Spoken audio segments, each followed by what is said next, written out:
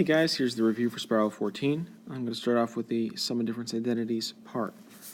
What I've got to do here is first identify if we're dealing with the sum of cosine or sum of sine. And in seeing this as sine cosine and sine cosine, that's going to be in terms of a sine of A and B. Sine uses the same sign, so we're looking at sine of A minus B as our function. And here we're looking at maybe an A of negative 6 theta is equal to A, and a B of 3 theta. So I could rewrite this as sine of negative 6 theta minus 3 theta, and that's equal to sine of negative 9 theta. That would be my final answer. For number 3, we're going to do a really similar thing, but this time we have some numbers involved, which means we're probably going to end up with some kind of a unit circle value. Again, I need to decide if this is going to be sine or cosine, and here I see sine, cosine, cosine, sine. To me, that means that we're looking at sine of something. We're looking at a minus between them, so we're looking at sine of A minus B. In this case, where we've got an A of 20 pi over 9 and a B value of 17 pi over 36. I've got to do some common denominator work, so that's going to be rewritten as sine of 80 pi over 36 minus 17 pi over 36. When I subtract, I get sine, and 80 minus 17 is going to be 63 pi over 36. I can divide both of those by 9, and I get sine of 6 pi over 4. I can go a further step, divide each of those by 2, and I get sine of 3 pi over 2. I happen to know that 3 pi over 2 is down here in the unit circle. This is a value of negative 1. Now we're looking at some exponential graphs. We've got to be able to graph some of these things and to write the equations for some of these values. You must be able to identify a few points on this graph as well as identify the asymptote. I'm going to do that first. My asymptote is going to be positive 2. So I've got an asymptote equation of y equals 2. I need to include that as part of my answer here. Okay, taking the next step, let's make a table. This is the easiest way for us to work on this. And for my table, I'm going to find whatever makes that exponent 0. And that's going to be my middle x value. And then I'm probably going to do a couple points on each side, so like 0 and 1, and maybe negative 2 and negative 3. Okay? If I plug negative 1 in, we get 3 times 1 is 3, plus 2 is 5. If I plug 0 in, we get 3 times a half, just 3 over 2, plus 2 is going to be 3.5, or 7 over 2.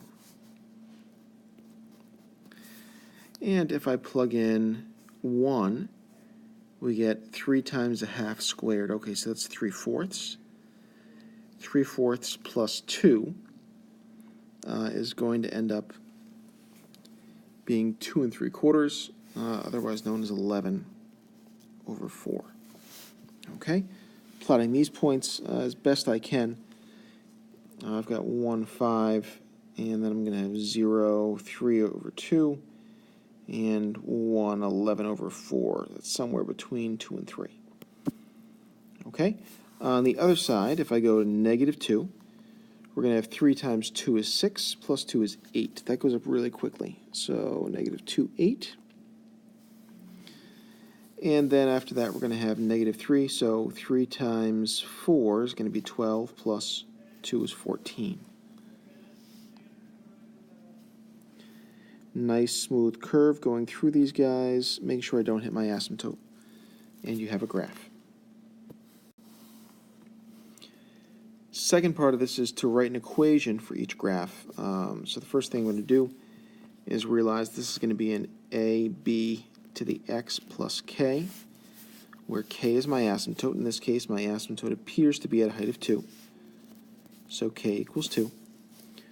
So I'm going to choose a couple other points to use. It looks like I've got a pretty clear point at 1, 1. I can't really tell what my intercept is. That to me, that looks like it's probably going to be 0, 3 over 2, and I'm going to use that as my best option for that.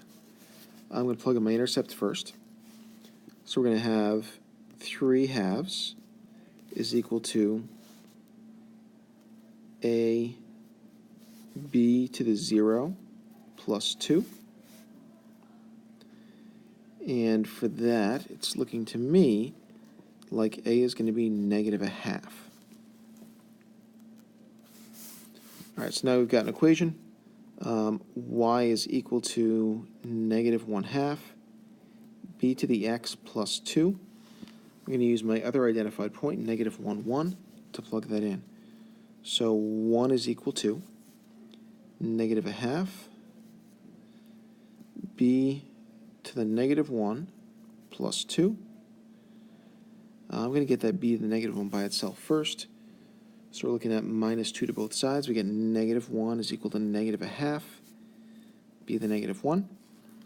I'm going to multiply both sides by negative 2, and I get positive 2 is equal to b to the negative 1.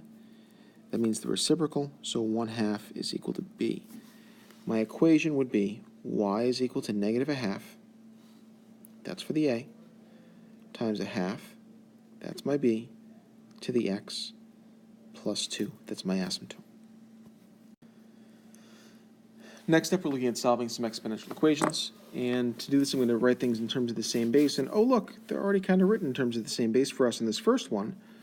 So that means that my exponents have to be equal. So 3m plus 2 is equal to negative m. That means that 4m is equal to negative 2. In other words, m is negative a half. The next one of these, we're not quite in the same base yet, so let's convert everything to the same base. 6 looks like a pretty good base for me because everything's a power of 6.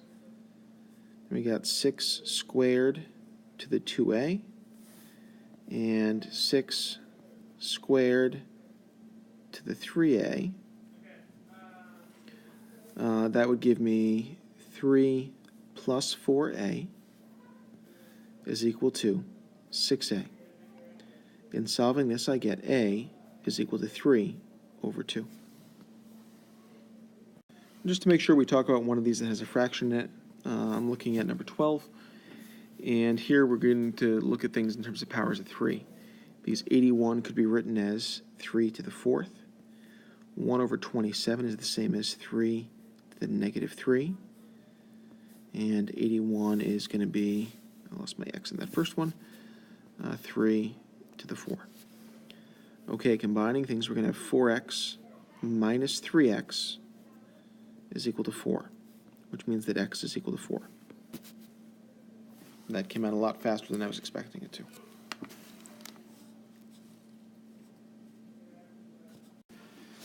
Okay, sixth and lastly, we're dealing with log basics. We're looking at log base 3 of 1 over 81. I'm probably going to rewrite this as 3 to what power, what exponent, is equal to 1 over 81. I might rewrite the 1 over 81. That's a little bit easier for me to deal with. 3 to the negative 4 is equal to 3 to the e. That means that this is equal to negative 4. So log base 3 of 1 over 81 is equal to negative 4.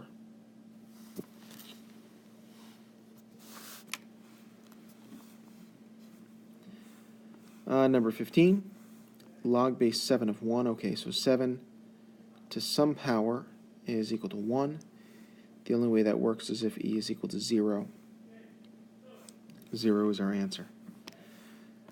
Number 17, we're going to rewrite in terms of exponential form. We know this is log base b of some exponential answer is equal to the exponent. To rewrite this in exponential, we literally write this as 5 squared is equal to 25, and you're done. All you're doing is rewriting this in exponential. To rewrite in logarithmic form, we got to work backwards. So again, we're looking for the log of the base of the answer is equal to the exponent. Okay, here's my base. So log base 3 of the answer, 243, is equal to the exponent 5. Finally, I'm going to deal with one that has an x in the base just because we're dealing with conversions and we can. So that's my base. Here's my answer. Here's my exponent. This would be x to the y is equal to 98 over 173.